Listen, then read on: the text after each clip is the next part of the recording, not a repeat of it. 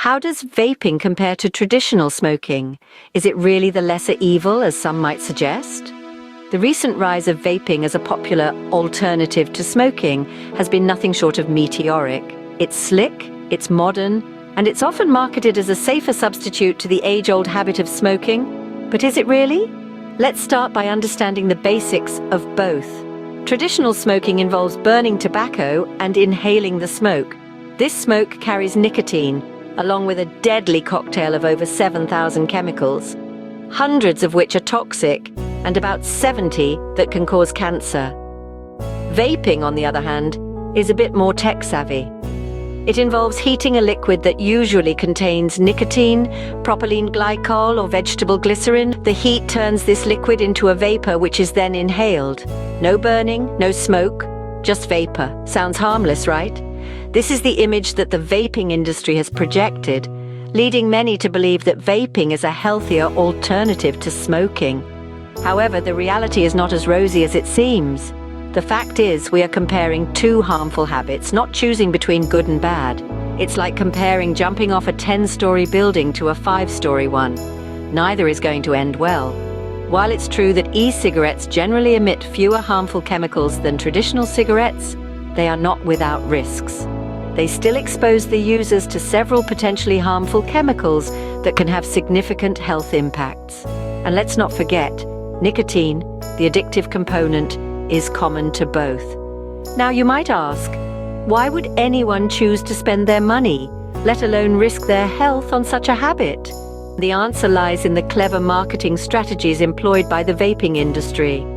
They've managed to make vaping seem trendy, the part of the cool lifestyle, and unfortunately, many have fallen for this illusion. But as you will soon discover, the assumption that vaping is a healthier alternative to smoking is far from the truth. So, sit tight as we delve deeper into the health risks of vaping in the following scenes.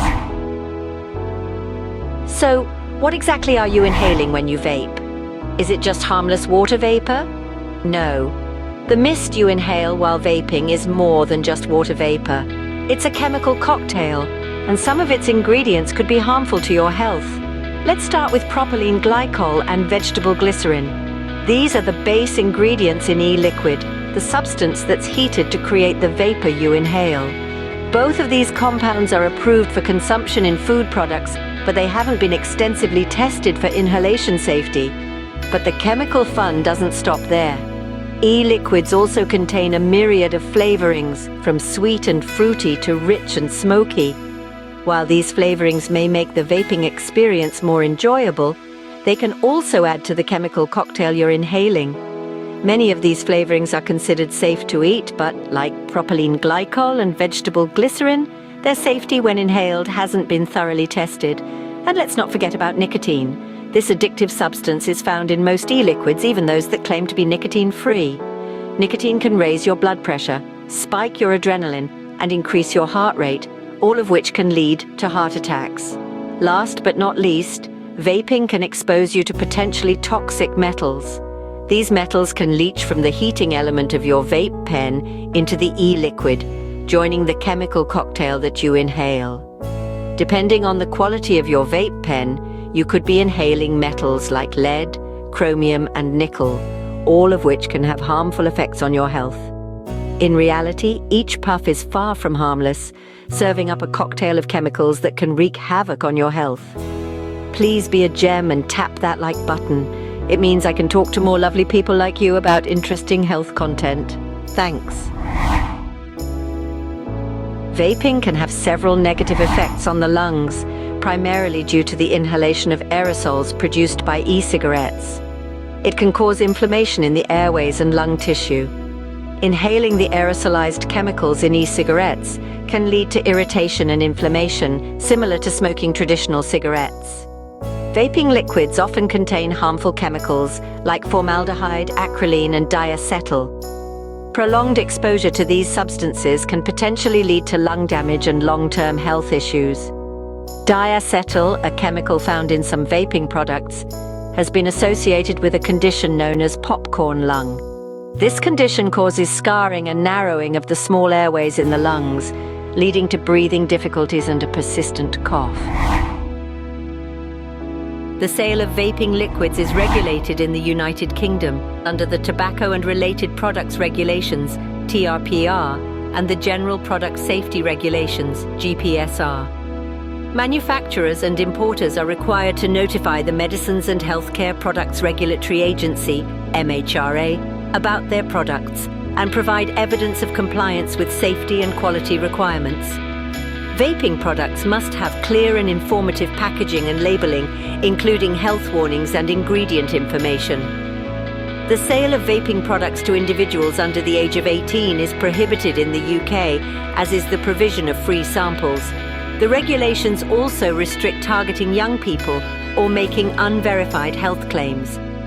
There is a maximum tank size of 2 milliliters for e-cigarettes to limit the amount of e-liquid that can be consumed at once. These regulations are in place to protect public health and reduce potential risks associated with vaping. Retailers should only sell products that comply with these regulations, and of course the underground market for extremely cheap versions is particularly concerning given the increased health risks. But isn't it a good thing if vaping helps people quit smoking? Yes and no. Nicotine, the key ingredient in both traditional cigarettes and e-cigarettes, is a highly addictive substance. It's the nicotine hit that keeps smokers coming back for more. And just like traditional cigarettes, the e-liquids used in vaporizers typically contain nicotine. Even those that claim to be nicotine-free can sometimes contain this addictive substance, misleading users into believing they are making a healthier choice. Now let's talk about young users, the ones who may not have smoked before. The sweet flavors and modern gadgetry of vaporizers can make vaping particularly appealing to them. Starting out with vaping can form a nicotine habit that can be difficult to shake off, just like it does with regular smoking. Moreover, studies have shown that young people who vape are significantly more likely to start smoking traditional cigarettes within a year. So instead of acting as a stepping stone away from smoking, vaping can actually serve as a gateway to it, a trap, you see. And it's not just about young people. Adult smokers who switch to vaping in an attempt to quit often end up dual using, that is, both smoking and vaping. This is because vaping mimics the act of smoking and keeps the nicotine addiction alive, making it harder to quit altogether. The bottom line, vaping isn't the harmless alternative it's often touted as. It's a new face of an old adversary, nicotine addiction. It's a trap that can ensnare new users and keep former smokers tethered to their addiction. As it turns out, vaping is not the quit smoking miracle it's often painted to be. But what about the long-term effects of vaping? Well, here's the thing. Vaping is a relatively recent phenomenon. It only really took off in the last 15 to 20 years. Scientists and medical professionals simply haven't had enough time to study the long-term effects of vaping on the human body. And when it comes to our health, time is a vital factor. Chronic conditions and diseases often take years, even decades, to develop and become apparent. So just because we don't yet see the full spectrum of potential health issues, it doesn't mean they're not lurking just around the corner. And that's where the precautionary principle comes into play. It's a principle used in public health that basically says, if we don't know something is safe, we should assume it's not. Vaping might seem harmless now, but what about in 10, 20, or 30 years? What will be the cumulative effect of all those chemicals on our bodies? Will we see an increase in lung diseases, heart conditions, cancers? We simply don't know, and that's a risk. The truth is, when you vape, you're essentially participating in a grand uncontrolled experiment. You're gambling with your future health based on the assumption that vaping is less harmful than smoking, but the reality is, we just don't know. In the end, only time will tell the full story of vaping's impact on our health. But do you really want to be part of that experiment?